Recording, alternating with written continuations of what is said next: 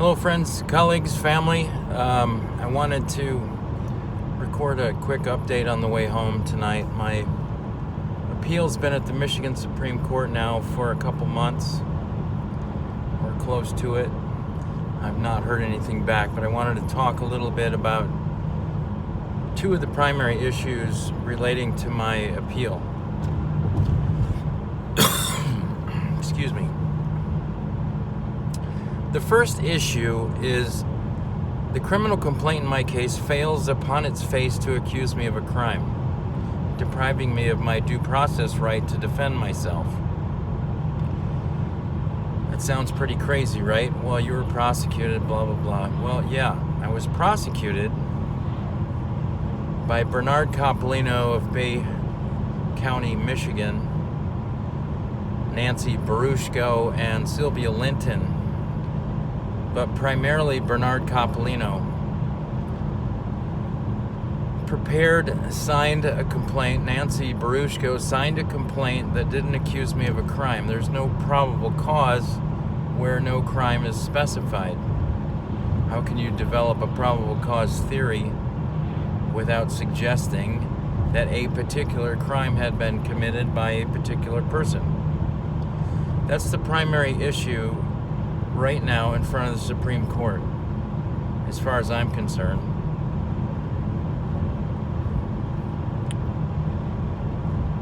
And I let them know that. So, without the criminal complaint stating a criminal accusation with statutory specificity in accordance with the Michigan court rules, in particular Michigan Court Rule 6.101, the trial court and Harry P. Gill were without jurisdiction to try the case.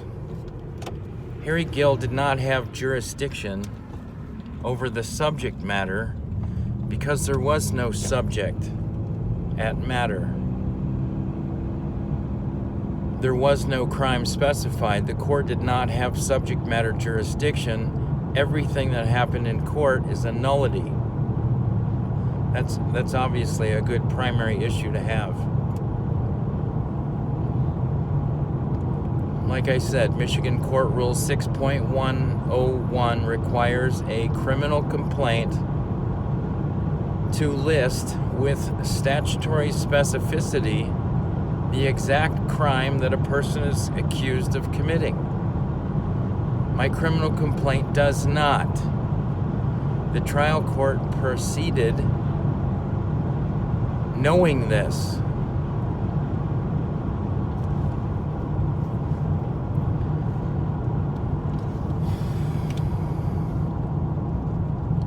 This goes well beyond judicial corruption. Well beyond. So anyways, that's the primary issue. The criminal complaint does not specify the crime I'm alleged to have committed, but I was prosecuted anyway, creating null proceedings in a trial court that suffered from want of jurisdiction. The case, the proceedings, my conviction, the warrants are all a nullity. The arrest warrant, the raid warrant, the seizure warrant, they're all nullities. All of them. This is why I fear that the Michigan Supreme Court won't do the right thing, because it will feel that it can't do the right thing. Because the property was already seized, taken. I was already arrested, thrown in jail without bail, and prosecuted without criminal charges. These things can't be undone. I served a 2-year prison sentence. Completely. These things cannot be undone. This doesn't change the fact that without a specified accusation in the criminal complaint, the proceedings are a nullity. The warrants are supposed to only issue on probable cause. You can only develop probable cause if you have a crime in mind. A specific crime. without a specific crime listed on a criminal complaint, there is no possible way to develop any plausible probable cause theory. It's all junk.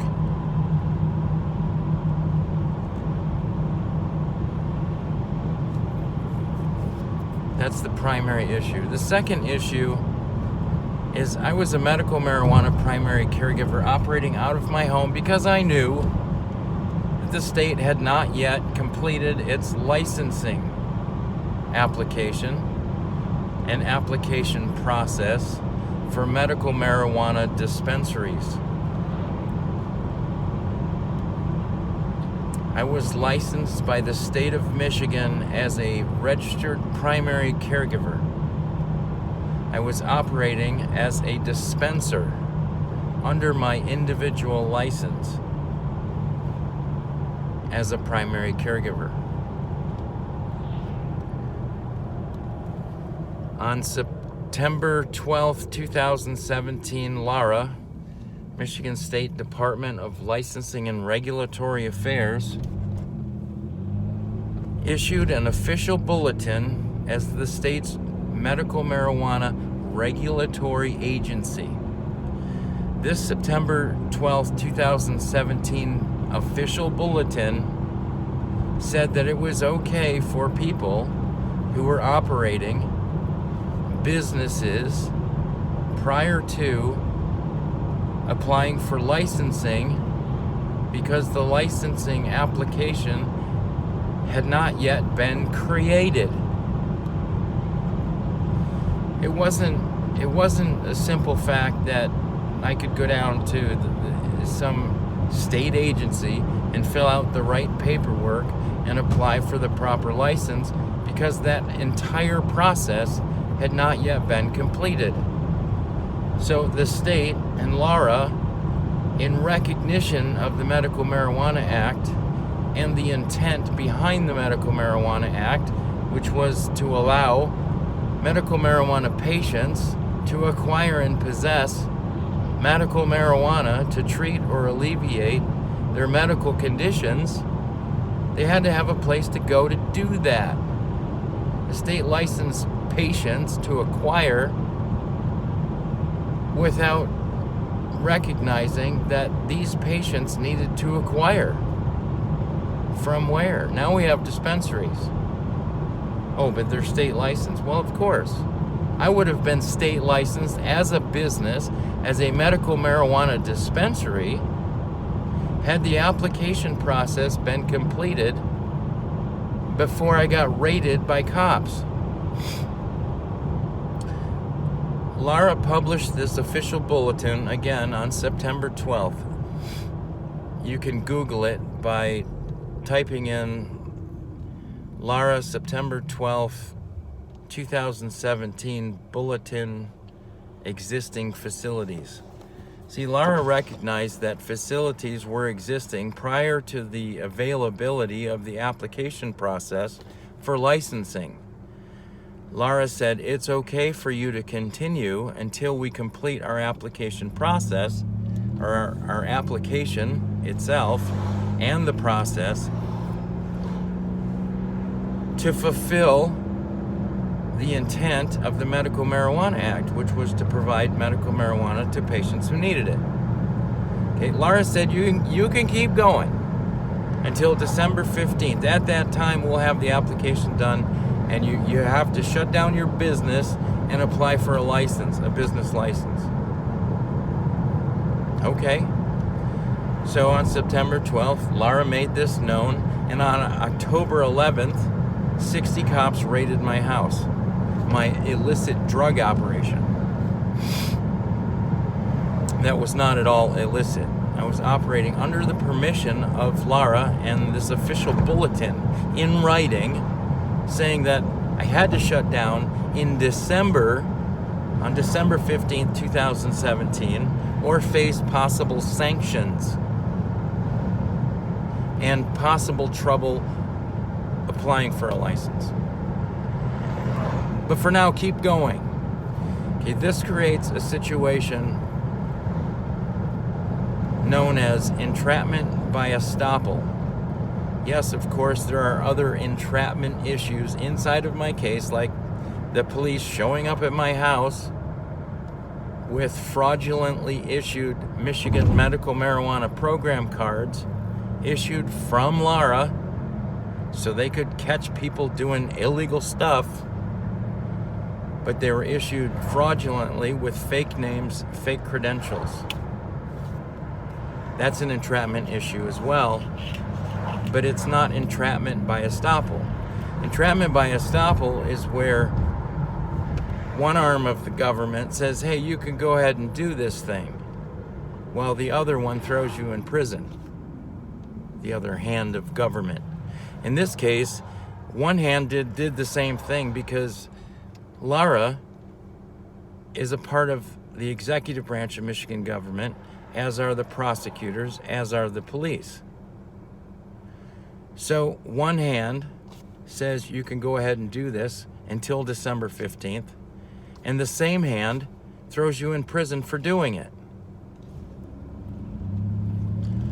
So anyways, I wanted to make a really quick video. We're at 11 minutes right now. I wanted to say hello and happy Veterans Day to all my veteran buddies out there. Thank you for your service. And these two issues are going to be, I don't know. I can't see the Michigan Supreme Court doing the right thing here. I really can't. I've not seen a Michigan court do anything right with regard to my case.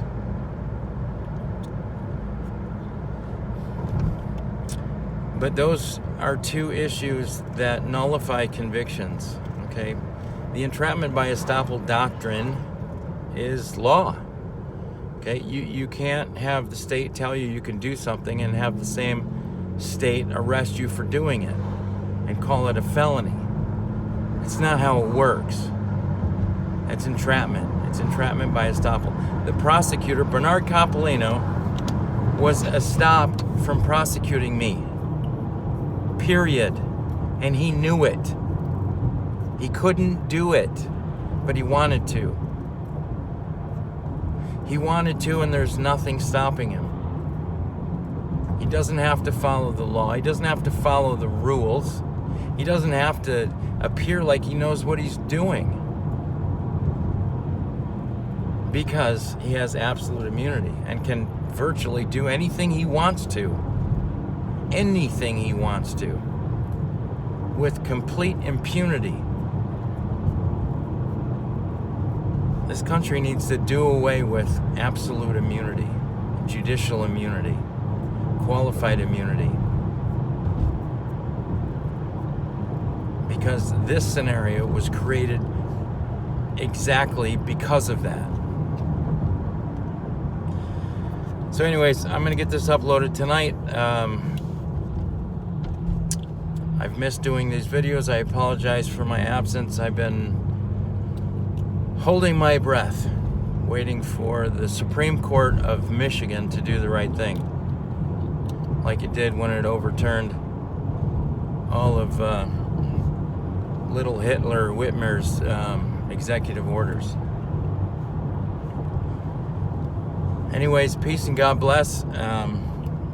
Thanks for all the positive comments and the feedback. Please like and subscribe. We're going to start putting out a lot more videos here in a short period of time. So hit the notification bell. You get all the new releases.